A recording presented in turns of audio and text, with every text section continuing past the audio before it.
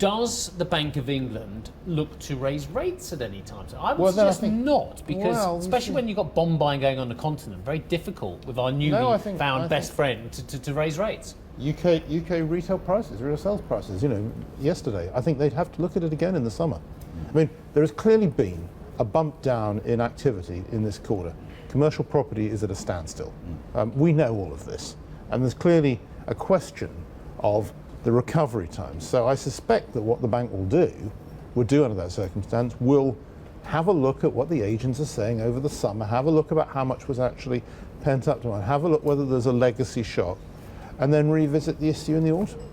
And that's the thing as well, is that the sort of, whereas in the US you are getting a little bit more anecdotal and otherwise evidence, the beige book's telling us that wages are sort of starting to pick up a bit more visibly in, most of the districts, and the wage data, the hourly earnings are picking up a little bit. I mean, it's still pretty slow, but in the UK, the labour market recovery seems to have run into the sand a little bit, and you're not really seeing wages pick up. Now, that could be a sort of temporary phenomenon ahead of the, the EU referendum. People are saying, I'm not going to... for you. Does the market change from being worried about a rate hike again to actually thinking, do you know what, this is a sign of virility, a sign of strength in the market, and actually start buying the economic expansion? Wages are key on that, I think. Sorry, profits are also the key in this. I mean, remember I was saying earlier, US profits have been declining now for a year. Profit expectations, most regions have been coming down.